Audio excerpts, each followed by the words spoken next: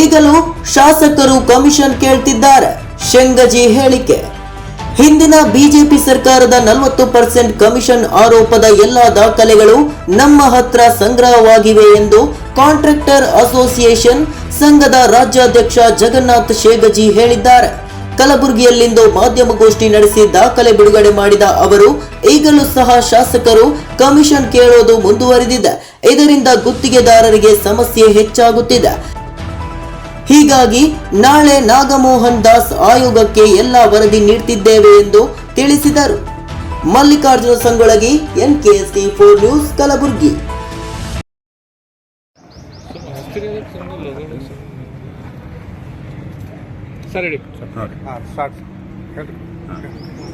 Sir, ಇವತ್ತು ಇದು ಒಂದು ಪ್ರೆಸ್ ಮೀಟ್ ಕರೆದ ಉದ್ದೇಶ ಏನಂತ ಅಂತಂದ್ರೆ, ನೀವು ನೋಡ್ರಿಲ್ಲ, 2 ದಿವಸ ಹಿಂದೆ ಈ ಕಾಂಟ್ರಾಕ್ಟರ್ ಅಸೋಸಿಯೇಷನ್ದವರು ಸುಳ್ಳು ಹೇಳಿದ್ದಾರೆ.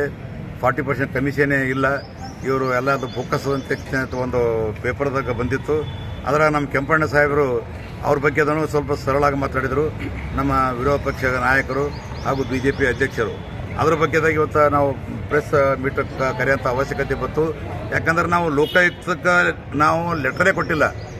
ನಮಗೆ ಈ ಥರ 40% ಕಮಿಷನ್ ತೊಗೊಳಕತ್ತರ, ಇದು ಮಾಡ್ತಾರಂತೆ ಅಂತೇಳಿ ನಮ್ಮ ಸ್ಟೇಟ್ ಅಸೋಸಿಯೇಷನ್ದಲ್ಲಿ ಲೆಟರ್ ಕೊಟ್ಟಿಲ್ಲ. ನಾವು ಅದಕ್ಕೆ ಅದು ಕ್ಲಾರಿಫೈ ಮಾಡಬೇಕಂತೆ ಇವತ್ತು ಪ್ರೆಸ್ ಮೀಟ್ ಕರೆದಿದ್ದೆವು.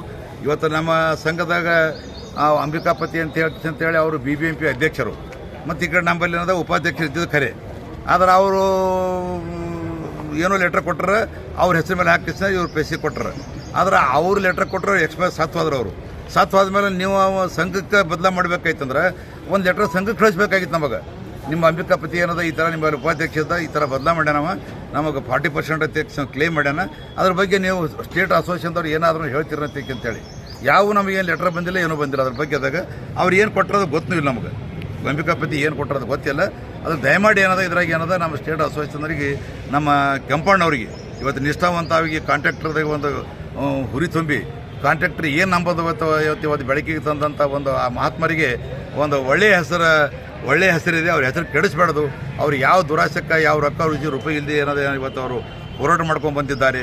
ಅವ್ರ ಹೆಸರಿಗೆ ಯಾರೋ ಚ್ಯುತಿ ಹಚ್ಚಬಾರ್ದು ಅಂತ ಉದ್ದೇಶದಿಂದ ಇವತ್ತು ಇದು ಪ್ರೆಸ್ ಮೀಟ್ ಕರೆದಿದೆ. ಈಗ ಯಾವ ಆಧಾರದ ಮೇಲೆ 40% ಕಮಿಷನ್ ಅನ್ನು ತಗೊಂಡಿದ್ದಾರೆ ಅನ್ನೋಂಥ ಆರೋಪವನ್ನು ಮಾಡಿದ್ದಾರೆ BJP ಅವರು ಅನ್ನೋಂಥ. ಈಗ ಆಧಾರ ಕೊಟ್ಟಿದ್ದೇವಲ್ಲ ಇದ್ರಿಗೆ. ಯಾವ ಈಗ ನಾಗಮೋಹನ್ ದಾಸ್ಗೆ ಏನು ಕಮಿಟಿ ಮಾಡಿರಲ್ಲ, 4 ಆಧಾರ ಕೊಟ್ಟಿದ್ದೇವೆ ರೀ. 4 ಪಾಯಿಂಟ್ ಹೇಳಿರೋ 4 ಪಾಯಿಂಟ್ ಆಧಾರ ಕೊಟ್ಟಿದ್ದೇವೆ, ಕರೆಕ್ಟಾಗಿ ಕೊಟ್ಟಿದ್ದೇವೆ. ಆ ಪಾಯಿಂಟ್ ಏನನ್ನೋದು ಹೇಳ್ತೀರಾ? ಪಾಯಿಂಟ್ ಹೇಳ್ತೇವೆ. ಅದು ಈ ಟೆಂಡರ್ ಕರೀತಾರೆ 5-7 ಮಂದಿ, ಒಂದು ಟೆಂಡರ್ದಾಗ 5 ಮಂದಿ ಇನ್ವಾಲ್ವ್ ಆಗ್ತಾರೆ. ಅದ್ರಾಗ 5 ಮಂದಿಗೆ ಹೊಡೆದಾಕಿ ಇಬ್ಬರಿಗೆ ಟೆಂಡರ್ ಮಾಡ್ತಾರೆ. 5 ಮಂದಿ ಅಂದ್ರೆ ಅವ್ರು 5 ಮಂದಿ ಲೆಸ್ ಹಾಕಿರ್ತಾರೆ, ಅವ್ರಿಗೆ ತೆಗಿತಾರೆ.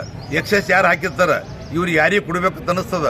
ಅವ್ರ ಲೀಡರ್ಗಳು ಆಫೀಸರ್ಗೆ ಹೇಳಕ್ಕೆ ಇಷ್ಟಂದ್ರೆ ಅವರಿಗೆ ಆ 5 ಮಂದಿ ತೆಗಿಸಿ ಇವತ್ತು ಅವರಿಗೆ ಇಬ್ಬರಿಗೆ ಕೆಲಸ ಕೊಡ್ತಾರೆ. ಅದು ಆ ಕೆಲಸದಾಗ ಏನದ ಯಾವ ಎಕ್ಸೆಸ್ ಇರ್ತಾನೋ ಅವ್ನು DSR ರೇಟ್ ಹೆಚ್ಚಿಗಿರ್ತಾನೆ. DSR ಕಡಿಮೆ ಇದ್ದವ್ರಿಗೆ ತೆಗೆದ್ರು, DSR ರೇಟ್ ಇದ್ದು ಹೆಚ್ಚಿಗಿದ್ದವ್ರು ಕೊಡಿದ್ರು. ಅಂಥವು ಪ್ರೂಫ್ ಕೊಟ್ಟಿದ್ದೇನೋ ಅವು ಎನ್ಕ್ವೈರಿ ಮಾಡಿರಿ ಅಂತ ಅವಾಗ.